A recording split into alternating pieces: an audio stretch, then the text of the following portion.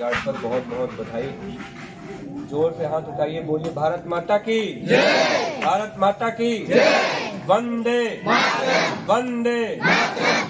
जैसा पवार साहब ने बताया कि हमारे देश की आज़ादी, जो कि मुगलों के बाद फिर ब्रिटिश काल आया लगभग 250 वर्ष, उस शासन काल से आज़ादी दिलाने में कितने सारे लोगों ने अपने जीवन का बलिदान कर दिया, कितने सारे लोगों ने अपने धन संपदा का बलिदान कर दिया केवल इस देश को गुलामी की जंजीरों से मुक्ति दिलाने के लिए। इन सारे बलिदानों का पर्याय, इनका निहितार्थ या इनका असली अगर आप देखें उसका परिवर्तन कब होगा, जब हमारे गांव में लोगों का जीवन स्तर सही तरीके से उठ के आए। आज देश की आज़ादी लगभग 140 करोड़ है, लेकिन 140 करोड़ में अगर आप अभी भी देखेंगे तो 80 करोड़ लोगों को जो है रोजगार भोजन देना पड़ रहा है सरकार को। 80 करोड़ लोग, यानी आपकी लगभग 60% जनसंख्या को आपको खिलाने के लिए सरकार को योजनाएं चलानी पड़ती है। कारण है कि अभी भी हमारे देश की लगभग 60% आबादी गाँव में बसती है। तो जैसा पवार साहब ने बोला कि शहरों में तो सब प्रोग्राम कर रहे हैं, उनके बीच तो सब जा रहे हैं, जहाँ पर इनकम है हम लोगों को चाहिए कि हम गाँव में जाएं, ऐसे आदिवासी पहाड़ों में जाएं जहाँ पर उनके दुख सुख को समझें, क्या सुविधाओं की उनको कमी है, क्योंकि जब तक समृद्ध भारत तब तक नहीं बनेगा जब तक समृद्ध हमारा गांव नहीं होगा। तो गांव की समृद्धि उनके लोगों के सुख दुख दर्द को जानने के लिए, समझने के लिए और अपना कुछ दे पाए। जैसा पवार साहब ने बोला कि हम लोग महाराष्ट्र में आए, मैं उत्तर प्रदेश से हूँ, सर सिंध प्रदेश से है, हम लोग बाहर से आए, बाहर से आकर यहाँ पर इस धरती ने हमें हमारी पहचान दी। हमारी मातृभूमि वो है, हमारी कर्म भूमि है। तो जहाँ से हमको एक नाम दिया, हमको हमारे बच्चों को, परिवार को चलाने के लिए लक्ष्मी माँ की कृपा दी, तो अगर हम उसमें से कुछ अंशदान, जैसा कि श्री जग्गी वासुदेव जी कहते हैं कि जीवन के 5 तत्व हैं, मनुष्य जब भी कोई सफलता प्राप्त करता है उसमें हवा का भी योगदान है, उसमें सूर्य का भी योगदान है, उसमें पानी का भी योगदान है ना, उसमें 5 तत्व का योगदान है। तो हम जो ले रहे हैं हम उसको रिटर्न क्या दे रहे हैं? तो हम सब जो कर रहे हैं ना वो एक्चुअली हमारी जिम्मेदारी है, हम किसी के ऊपर एहसान नहीं कर रहे हैं। और ये जिम्मेदारी अगर हमारे गाँव का हर व्यक्ति, हमारे दोस्त, हमारे यार, हमारे बिजनेस फ्रेंड, हमारे वकालत के लोग, जितने लोग हो, राजनीतिक लोग हो, अगर वो इस चीज को समझ पाए कि वो अगर किसी भी मनुष्य के लिए जीवन में कुछ भी करते हैं तो ये उनका कर्तव्य है, ना कि उनका एहसान। तो अपने कर्तव्यों की पूर्ति करना ही हर मनुष्य का दायित्व होना चाहिए। और ये अवसर जैसा बताया इन्होंने कि ये केशव भारती संस्था मेरे स्वर्गीय माता पिता जी के नाम पे है। और राजीव मोटवानी सर को मैं लगभग 13-14 साल से जानता हूँ। जब मैं बिजनेस में नहीं था तब से उनसे पहचान है और हमारे बिजनेस को ही आगे बढ़ाया उन्होंने, हमारे ट्रस्ट को ही बहुत योगदान दिया।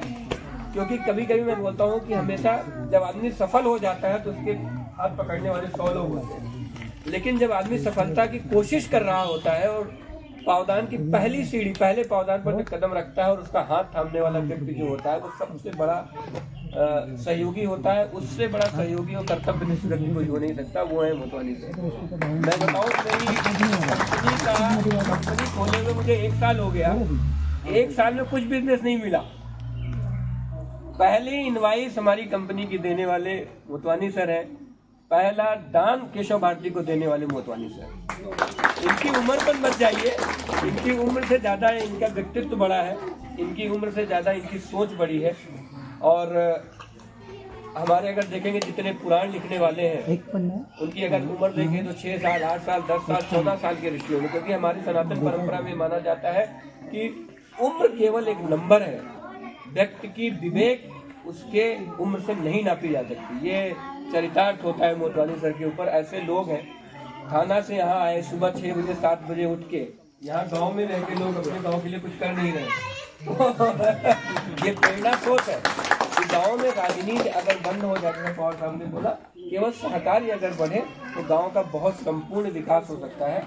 और इन बच्चों के लिए हम लोग जितना कुछ कर पाए, बहुत हम लोगों का मैडम बहुत सौभाग्य होगा। मैडम भी देखिए बदलापुर से आती है 7 बजे। मैं बोला मैडम आप हमारे साथ आ जाइए, उन्होंने बोला सर आप लेट आओगे, हमको 7 बजे पहुंचना है। तो हमको लग रहा था 7 बजे वहाँ से निकल रहे हैं, 7 बजे मैडम यहाँ फ्लैग होस्टिंग के लिए। कितना कठिन परिश्रम, कितना बड़ा सेवा योगदान है। सोचिए शहर में रह के डेली ड्यूटी करना, इस छोटे से ग्रामीण इलाके में ये सेवा भाव है, एक नौकरी नहीं है, सेवा भाव है। कई लोग बीआरएस ले लेते हैं, कई लोग नौकरी छोड़ के चले जाते हैं। और पत्रकार बंधु हमारे उपस्थित है। कल शंकर साहब ने मेरा स्टेटस देखा तो उन्होंने मुझे मैसेज किया, बोला साहब तुम्हें माला आमंत्रण देला नहीं। मैंने कहा साहब ये आपका गांव है, मैं क्या आमंत्रण दूंगा, ये सेवा कार्य है, आपको आगे सेवा करनी, आमंत्रण नहीं है ये। हम तो आपके गांव में, हम अतिथि, आमंत्रण आपको देना है। बहुत अच्छे मित्र हैं हमारे। और फिरोसे साहब ने कल फोन किया, साहब देखा आपका स्टेटस कहाँ चल रहा है। हमने कहा आइए, कम से कम 2 लड्डू आपके हाथ से जो है बच्चों को मिलेगा। आप लोगों का गांव है, हम लोगों को तो आप लोगों ने एक्सेप्ट किया है, ये आपका बड़प्पन है। मैं मानता हूँ कि पूरे देश में, मैं तमिलनाडु जाता हूँ, जैसा आपने बोला हमारा काम पंजाब, उत्तराखंड, हिमाचल, रुड़की, यहाँ पे चल रहा है, कई प्रदेशों में है। मैं चेन्नई जाता हूँ सर, तमिलनाडु में, सर तो मुझसे ज़्यादा ट्रैवल करते होंगे।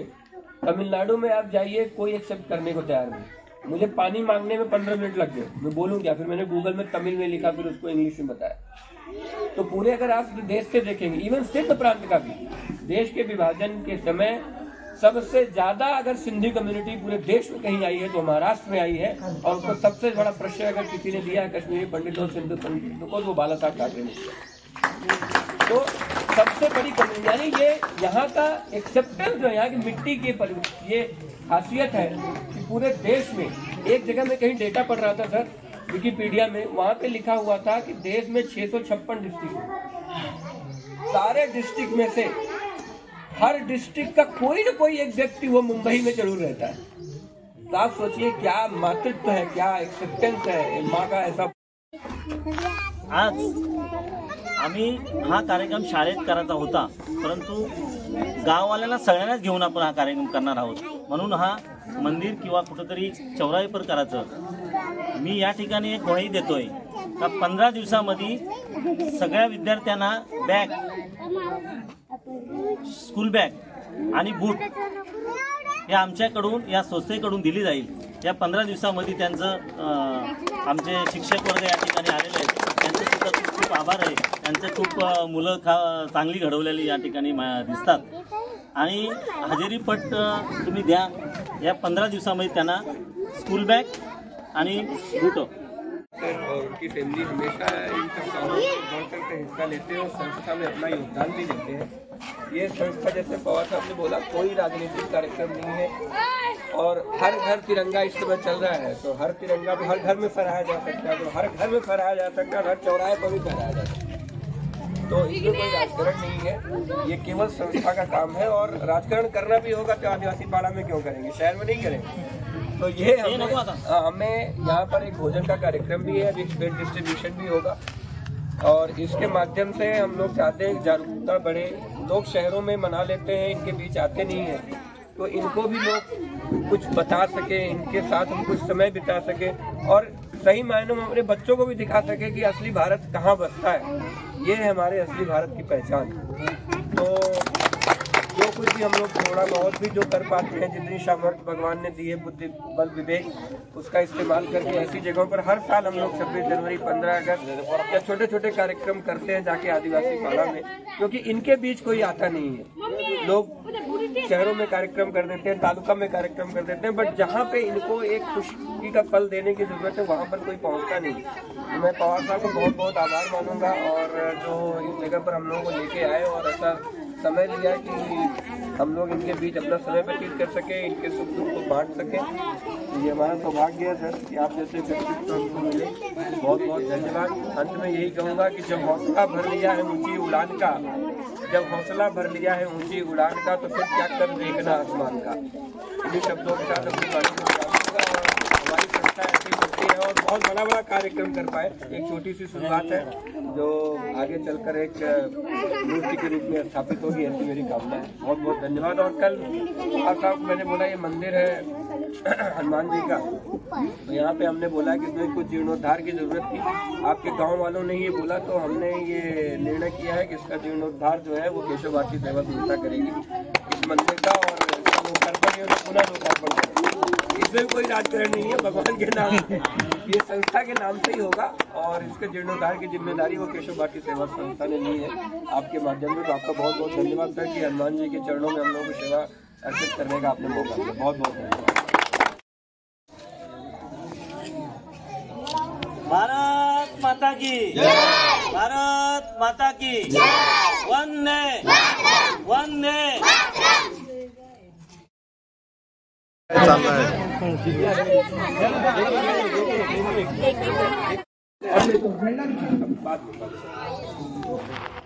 एक मिनट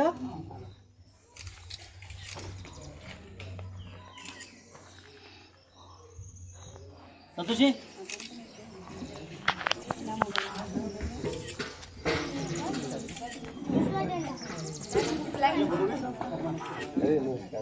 संतोष शेट एक घोषणा हो गया। भारत माता की भारत माता की वंदे वंदे भारत माता की। 1 रुपया चांदीचा 1 रुपया चांदीचा भारत माता की भारत माता की। कांताची वडील शाळेची वरिष्ठ शिक्षिका या नात्याने काय करते तर त्यांचं या शाळेमध्ये स्वागत करते।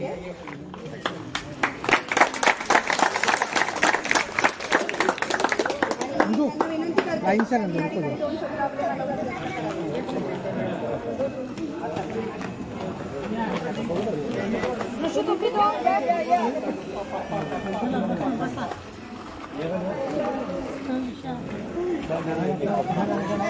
जो बच्चे हैं उनको दे दो, अपने बच्चों को।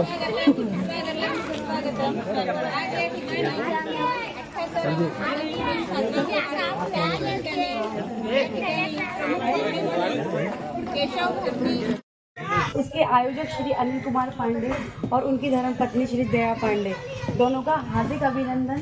उन्होंने हमें इस क्षेत्र में लाकर, इस गांव में लाकर उन बच्चों से अवगत कराया जिन बच्चों के पास हम कभी पहुंच ही नहीं पाते। हम अपने घर में सिर्फ अपने 2 बच्चों को संभालने के लिए पूरी ताकत लगा देते हैं, चिड़चिड़ करते हैं। यहाँ ये बच्चे इतनी देर से धूप में बैठे हुए हैं, गर्मी में बैठे हुए हैं, पसीने छूट रहे हैं, फिर भी इतने इत्मीनान से, इतनी शांति से बैठे हैं। तो इन बच्चों को ढेर सारा हम सबकी तरफ से प्यार और सभी भाई हमारी पूरी टीम, हमारे संस्थापक, हमारी पूरी टीम को बहुत बहुत अभिनंदन हम सबकी तरफ से। बस 2 शब्द अपने वीर सपूतों के लिए कहना चाहूँगी। 10 कुओं के बराबर एक बावड़ी, 10 कुओं के बराबर एक बावड़ी, 10 बावड़ी के बराबर एक तालाब, 10 बावड़ी के बराबर एक तालाब, 10 तालाब के बराबर एक नदी और 10 नदियों के बराबर एक वीर सपूत। जब एक वीर सपूत जन्म लेता है, कहते हैं उन पूरे वीर सपूतों को नमन जो हमारे लिए देश के इस बॉर्डर पर बैठे हुए और हम उनकी आंचल में सुरक्षित बैठे हुए हैं। उन्हीं की वजह से हम आज अपने देश में सुरक्षित हैं। उन्हीं की वजह से आज हमारे कहते हैं ना कि बच्चे, हमारी पूरी जान, हमारी पूरी टीम, हम सब इतने सुरक्षित हैं। उन सब वीर सपूतों को दिल से नमन करना चाहूँगी, दिल से सैल्यूट देना चाहूँगी। जय हिंद, जय भारत। अपने शब्दों को छोड़ हॅलो मला फोटो केला राहू दे। Okay okay 1 minute.